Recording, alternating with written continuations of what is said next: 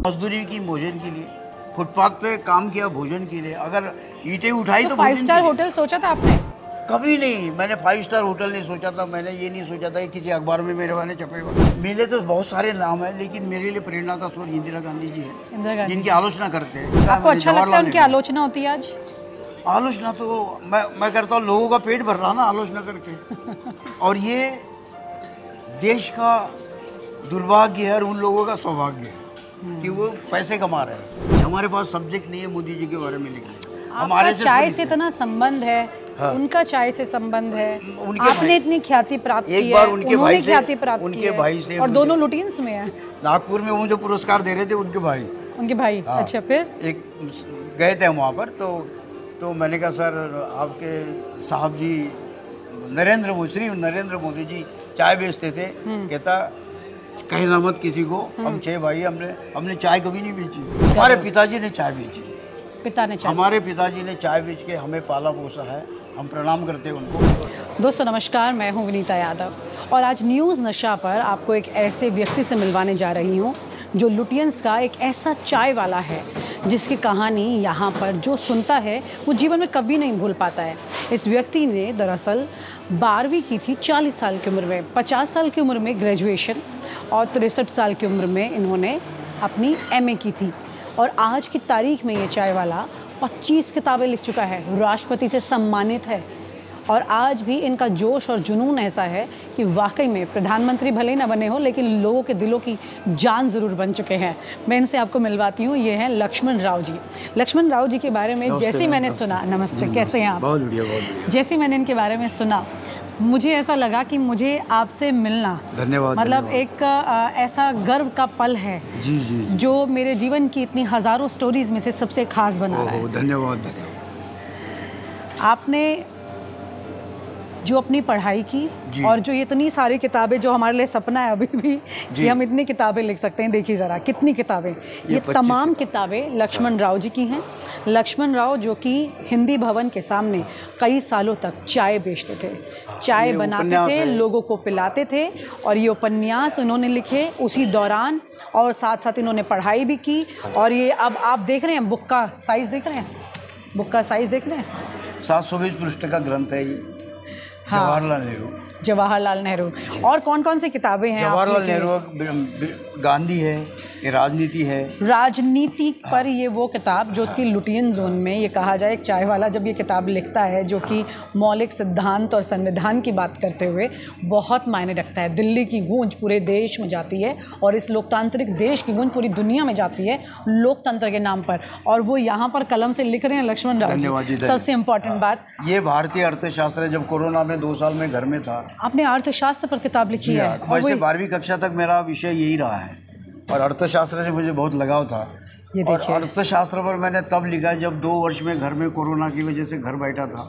बेटे तो कमा के ला रहे थे, उनकी तनख्वाह आ रही थी, लेकिन मैं घर में बैठ के पढ़ता था, लिखता था। 3-4 हिंदी के समाचार पत्र जो अर्थशास्त्र पर छपते हैं वो पढ़ता था। और उसके बाद मेरी सोच बन गई ये हमने लिखना चाहिए, और उसके बाद मैंने ये अर्थशास्त्र पर एक ग्रंथ लिखा। लेकिन मुझे आप एक बात बताएंगे लक्ष्मण राव जी, अर्थशास्त्र पर इतने बड़े बड़े विद्वान किताब लिखते हैं, अर्थशास्त्र की उन्होंने कितनी पढ़ाई की हुई है, और मैंने भी किताब पढ़ी नहीं है। लेकिन मैं आपसे जानना चाह रही हूँ उन दर्शकों के लिए सार कि अर्थशास्त्र पर जो आपने लिखा वो उन तमाम लोगों के से हट के कैसे है? मैंने ये लिखा है कि गरीबों के बारे में क्या है, गरीब अर्थव्यवस्था में गरीब नहीं है, अर्थव्यवस्था में लखपति उद्योगपति कैसे बने, कारखाने कैसे लगाए, वो है। हमने लिखा गरीब कैसे है, जिसके पास चलने के लिए पैसा नहीं, जिसके पास गाड़ी में बैठने के लिए पैसा नहीं है, जिसके लिए गाड़ी भी नहीं है, कोरोना में वाहन भी नहीं था, भोजन भी नहीं था, वहाँ अर्थशास्त्र आपका क्या कर रहा था?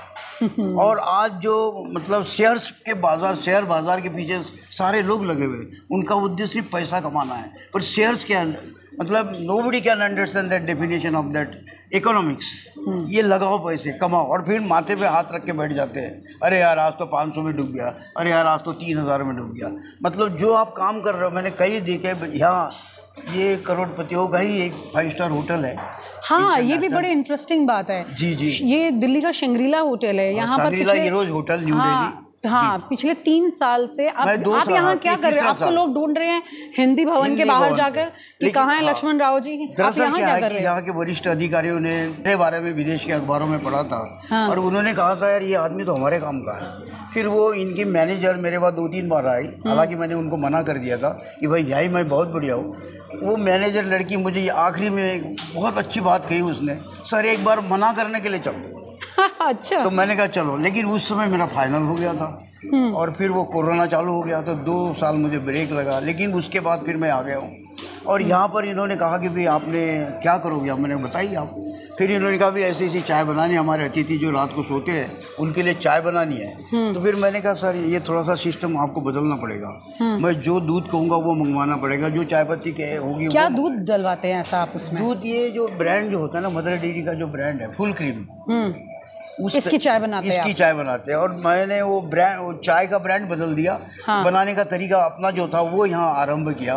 धीरे धीरे 300-400-500 चाय बनती है 3 घंटे में। ये बच्चे चाय लेकर अपने अतिथियों को देते हैं। हाँ। और सैल्यूट मारते हैं। ऐसी चाय हमें 5 स्टार में मिलती नहीं है। अच्छा, तो आप चाय का ना बड़ा स्वाद होता है कि पत्रकार की चाय अलग होती है लेखक की चाय अलग होती है। जी हाँ। आपके पास ऐसे तमाम लोग आए होंगे क्योंकि हिंदी भवन के बाहर सालों साल, कितने साल बैठे आप हिंदी भवन? मैं हिंदी भवन में 30 साल से चाय बेच रहा था, 15 साल से पान बीड़ी सिगरेट बेच रहा था। लेकिन दिल्ली में मैं गुलशन नंदा जी बनने आया था 1975 में। अपने महाराष्ट्र के अमरावती जिले में एक छोटा सा गाँव तड़ेगांव दशासर, वहाँ मेरा 22 जुलाई 1952 का जन्म हुआ। 8वीं कक्षा तक भाई मेरी पढ़ाई हुई। गुलशन नंदा जी की उपन्यास पढ़ रहा था। वो नॉलेज मुझे आया, हिंदी भाषा के प्रति लगाव था। उन्हीं दिनों में हमारे गांव का एक लड़का रामदास पानी में डूबकर मर गया। अच्छा। इस पर मैंने पहला उपन्यास लिखा। ये पहला उपन्यास है आपका? और इसको छापने के लिए मैं दिल्ली आ रहा था। हालांकि मैं 5 साल तक अमरावती की एक मिल में काम करता रहा। हाँ। वो मिल बंद हो गया, फिर घर चला गया। अंततः मैंने 40 रुपये पिताजी से लिए, मैंने कहा देखता हूँ मिल चल गया क्या। वो 40 रुपये लेके मैं बिना बताए भोपाल आया। भोपाल में भवनों पर मजदूरी की, 90 रुपये कमाए, फिर मैं दिल्ली आया। लेकिन ये जुनून था, मैं रोया नहीं। क्या बात है। BBC जी और ये तमाम लोग आपके इंटरव्यू कर चुके हैं। France TV, CNC News, Asia Week, Gulf News, the Guardian, ये सब आपका इंटरव्यू कर चुके हैं? जी हाँ जी हाँ जी। 200 इंटरव्यू आप दे चुके हैं? ये 200 बताया था ना? इसको छोड़ के बोल रहा हूँ। इसको छोड़ के इसको मिला लेंगे तो और इंटरव्यूज बढ़ जाएंगे। आपने कभी सोचा था अपने जीवन में 25 किताबें लिखेंगे, 200 से ऊपर इंटरव्यू देंगे? कभी नहीं सोचा। 40 की उम्र में आप ग्रेजुएशन करेंगे, 50 की उम्र में आप फिर 40 में 12वीं करेंगे, 50 में आप ग्रेजुएशन करेंगे और 63 साल में एमए किया। 63 में उसके बाद मैंने ये ग्रंथ लिखा, मानवीय की हिंदी साहित्य। मजदूरी की भोजन के लिए, फुटपाथ पे काम किया भोजन के लिए। अगर ईंटें उठाई तो 5 स्टार होटल सोचा था आपने? कभी नहीं। मैंने 5 स्टार होटल नहीं सोचा था। मैंने ये नहीं सोचा था कि किसी अखबार में मेरे बारे में छपेगा। मैंने ये नहीं सोचा था कि इंदिरा गांधी जी से मैं प्रत्यक्ष मिलूंगा। हाँ। किस नेता से आप मिले हैं? मिले तो बहुत सारे नाम है, लेकिन मेरे लिए प्रेरणा का स्रोत इंदिरा गांधी जी है, जिनकी आलोचना करते हैं।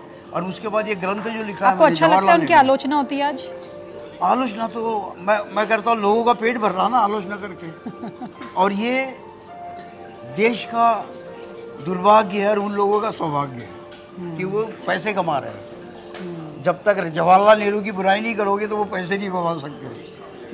तो कहने का मतलब ये है कि आप उनसे इंस्पायर्ड हैं? इंस्पायर्ड है, ये नहीं कि मैं जवाहरलाल नेहरू या वगैरह वगैरह, ऐसा नहीं है। जब हम तो मोदी जी भी तो हैं एक चाय वाला। मोदी जी के बारे में विषय नहीं है, हमारे पास सब्जेक्ट नहीं है मोदी जी के बारे में लिखने। हमारे चाय से इतना संबंध है। हाँ। उनका चाय से संबंध है। आपने इतनी ख्याति प्राप्त की है, एक बार उनके भाई से ख्याति प्राप्त की है। और दोनों लुटियंस में है। नागपुर में वो जो पुरस्कार दे रहे थे उनके भाई। हाँ। अच्छा, फिर एक गए थे हम वहाँ पर, तो मैंने कहा सर आपके साहब जी नरेंद्र मोदी जी चाय बेचते थे। कहता कहना मत किसी को, हम 6 भाई, हमने चाय कभी नहीं बेची। क्या बात? हमारे पिताजी ने चाय बेची। हमारे पिताजी ने चाय बेच के हमें पाला पोसा है, हम प्रणाम करते हैं उनको। मैं गई उनके वडनगर वाले स्टेशन में, लेकिन चाय का एक मतलब ऐसा कुछ डिटेल तो नहीं मिला। खैर छोड़िए, वो एक अलग चीज़ है। अभी तो लक्ष्मण राव जी की बात हो रही है। तो कहने का मतलब हम चाय वाले की प्रणाम करते हैं मोदी जी को, बहुत बड़े आदमी है और गरीबी से चलकर वो यहाँ तक पहुँचे और उन्होंने प्रधानमंत्री पद को 10 वर्ष निकाला। हम प्रणाम करते हैं। आप चुनाव क्यों नहीं लड़ते हैं? चुनाव ख्याति नहीं देखो, आपकी? चुनाव लड़ने के लिए 3-4 बातें चाहिए, वो जो मेरे पास थी नहीं। अच्छा, जैसे एजुकेशन नहीं था, 12वीं पास था, 10वीं पास था, पैसा नहीं था, पैसा भी चाहिए, शारीरिक अवस्था भी चाहिए और सोच भी चाहिए। मैं आप क्या कह रहे हो, मैं तो शेक्सपियर बनना चाहता हूँ। शेक्सपियर? गुलशन नंदा जी बनने आया था दिल्ली में, अब मैं जी। शेक्सपियर बनना चाहता हूँ। अगर आप बनाओगे तो मैं पैर छूता अरे हूँ नहीं आपके। नहीं प्लीज, नहीं नहीं नहीं, आप बने हुए हैं, इतनी किताबें देखो आप, गजब है। मेरी सोच है शेक्सपियर बनना, क्या बात कर रहे हैं, बहुत शानदार। और वो सोच हम आपकी कर उम्र सकते क्या है? 71 साल की उम्र है। लगते नहीं हैं आप, तो लग रहा है 51 साल के हैं। हाँ, जो भी है, ये भी सौभाग्य है क्योंकि हमने छोटे क्योंकि लेवल पे आपकी काम एनर्जी किया। काफी है, मैं कभी बच्चों को भी इतनी एनर्जी दी है आपने साथ में। एनर्जी तो है, मतलब वो एसीपी लगते हैं बच्चे, एक लड़का तो एसीपी लगता है, असिस्टेंट कमिश्नर ऑफ पुलिस, वो 2 बॉडीगार्ड चाहिए उसके साथ बस। अब अभी गांव में मतलब गए आपने थे। पद तय कर लिया, ये आपने दिया है पद उनको? ये लिखो, नहीं है वो जब ACP? हम गांव में गए थे तो लड़का जर्सी वगैरह पहनकर हम गए थे, रेलवे स्टेशन पर लेने गया था, तो हर कोई पूछता है ये क्या करते हैं, मेरे छोटे बेटे क्या करते हैं ये तो एसीपी लग रहे हैं। मैंने कहा एसीपी नहीं है, लग रहे ना, ये बड़ी बात है। अगर आपने मान लिया, ऐसी खूबसूरत मतलब बात है, ये लोगों पिता के का दिमाग दिल में है। देखिए, ये कौन पिता- है क्या है, हम साधारण व्यक्ति है, ऐसा नहीं है। और ये हमारे लिए एक मतलब बहुत बड़ी बात है। अंग्रेजी में भी आपकी ये किताबें हैं। ट्रांसलेशन किया है, ये दंश का है ये, अच्छा। और ये नर्मदा का है। क्या बात और है। इस तरह से तो एक कुल एक मिलाकर पुस्तक मैंने मतलब लिखी है। लक्ष्मण राव जी, हाँ। आपसे आज मिलकर मैं बहुत इंस्पायर्ड हूँ। धन्यवाद धन्यवाद, बहुत मैं बहुत बहुत शुक्रिया। इंस्पायर्ड हूँ, मतलब अच्छा। आप ये, अब मैं आपका इंटरव्यू पूरे होते होते मुझे लग रहा है कहना पड़ेगा, लुटियंस का चाय वाला नहीं बल्कि ये भारत का शेक्सपियर, ऐसा हम कह सकते हैं। धन्यवाद धन्यवाद। तो लक्ष्मण राव जी के चेहरे पर जो मुस्कान है वो वाकई में मतलब आप सब तक जो पहुंच रही है, और आपके कमेंट्स का भी वेट करेंगे। काफ़ी लोगों ने इसकी गुजारिश भी की थी कि कब जल्दी इनका इंटरव्यू मिलेगा, तो ये इंटरव्यू कर दिया है इनका। इनसे मुलाकात किसी को करनी है तो उसकी भी डिटेल्स आपको मिल जाएंगी, और मिसाल हैं आप। धन्यवाद धन्यवाद। और मुझे 2 साल हो गए यहाँ पर, तीसरा साल चल रहा है सांग्रीला होटल में, और बहुत खुश हो। ये अफसर बड़े बड़े अधिकारी है जो मेरी सम्मान में है और मुझे आदर देते हैं। और यहाँ भोजन, यूनिफॉर्म वगैरह सब कुछ है। और सबसे ज़्यादा स्टाफ का, ये जो बच्चे मेरे साथ काम कर रहे हैं उनका, और आने वाले अतिथियों का मुझे बहुत सम्मान मिलता है। देखिए ये भाव होता है, ये भाव होता है। यूँ तो होटल मैनेजमेंट के कोर्स लोग कर सकते हैं, लेकिन हाँ जी। मैंने ये कोई चाय कोर्स बनाने के साथ साथ, पिलाने के साथ साथ जो भाव है, यही दिल को खुश करता और है। जो इसी किसी के चाय पास ने जाते मुझे हैं। यहाँ तक पहुँचा दिया है। हाँ, ये और अब मेरा चलते हैं, सौभाग्य कैसे बनाते हैं चाय आपको दिखाते हैं। आइए चलिए। चलिए चलिए चलिए।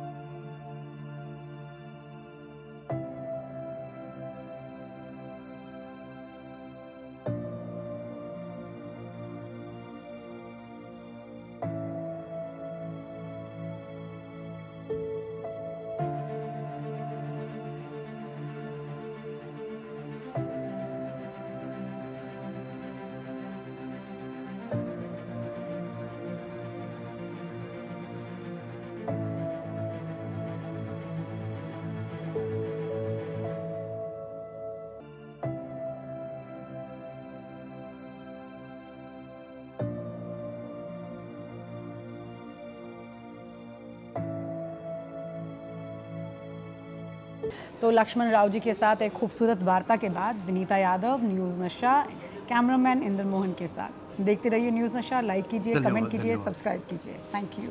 आप हमसे जुड़े रहने के लिए सब्सक्राइब करें YouTube पर, फॉलो करें Twitter पर और लाइक करें Facebook पर।